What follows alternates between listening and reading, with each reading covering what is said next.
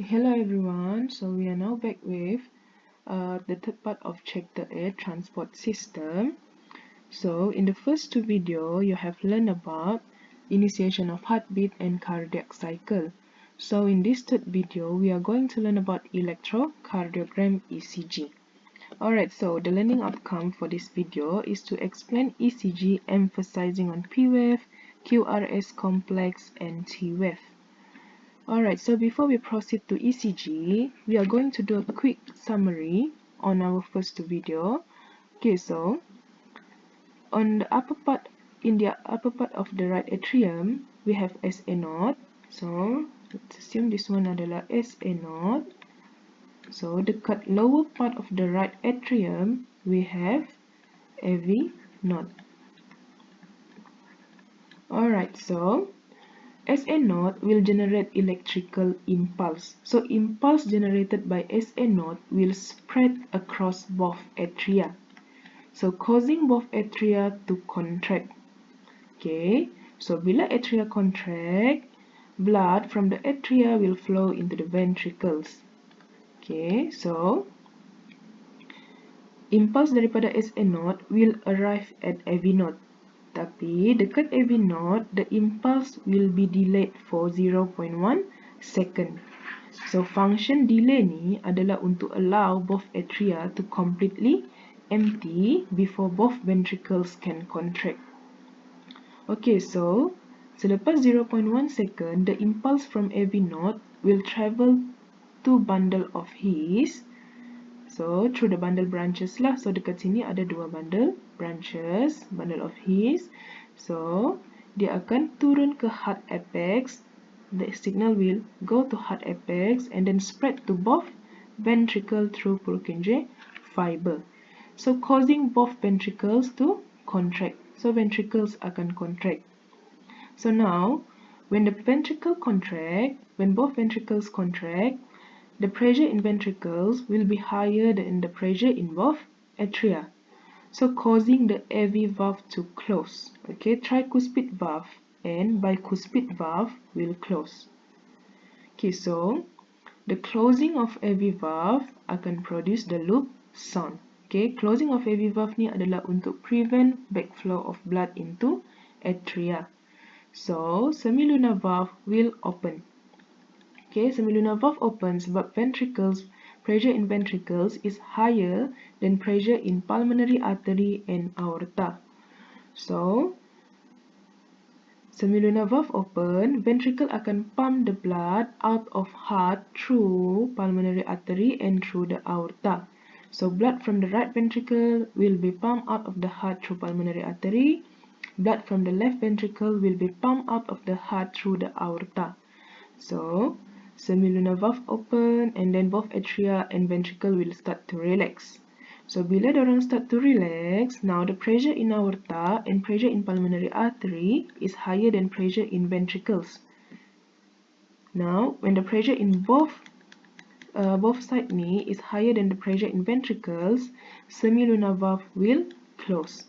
Okay, the closing of semilunar valve adalah untuk prevent backflow of blood into ventricles. So the second heart sound, dup sound, is produced. Alright, so that's just a summary. So kita akan tengok electrocardiogram now. So electrocardiogram adalah graphical reading of the heart's electrical activity. Basically, electrocardiogram ni dia akan represent the currents that can be detected by electrodes. So currents ni datang daripada mana? Basically currents ni adalah impulse yang travel through cardiac muscle during the heart cycle. So when the impulse travel through cardiac muscle, dia akan produce electrical currents. So electrical currents ni will be detected by electrodes and it recorded as electrocardiogram. So this one adalah electrocardiogram. Okay, so basically apa yang ada dalam electrocardiogram, kita ada P wave, QRS complex dan T wave. Okay, so kita akan belajar satu persatu secara detail P wave, QRS complex and T wave. Alright, so tengok P wave. P wave ni adalah fasa atrial depolarization. So P wave, they represents the electrical activity when impulse spread from SA node to both atria. Okay, so basically after P wave begins, both atria will contract. So kalau dalam cardiac cycle, stage in cardiac cycle, P wave ni adalah sewaktu atrial systole, ventricular diastole. Okay, and then QRS complex. QRS complex adalah sewaktu ventricular depolarization. So basically, QRS complex represents electrical activity when impulse spread across both ventricle. So when impulse spread across both ventricles akan contract. So after QRS complex appears, both ventricles contract. So, kalau dalam stage of cardiac cycle, QRS ni adalah sewaktu ventricular systole and atrial diastole. Okay, so the last wave adalah T wave. T wave is ventricular repolarization.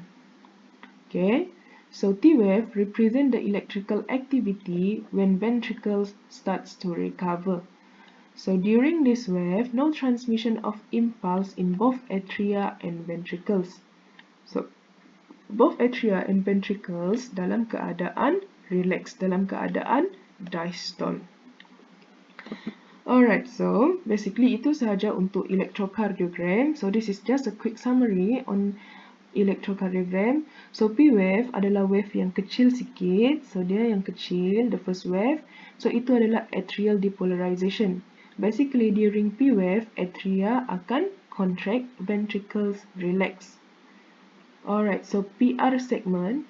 So between P dengan between P and the next wave, itu adalah delay at AV node.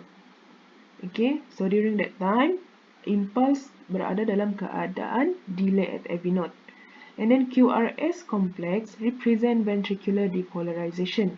So during this phase, ventricles dalam keadaan systole, atrial dalam keadaan diastole. So ventricles contract, atrial relax. And then the last wave ni is a bit larger than the P wave. So T wave represent ventricular repolarization. So during this time, ventricles starts to recover, both atria and ventricles dalam keadaan diastole. Okay, dalam keadaan relax. Alright, so I think that's all for ECG. Thank you.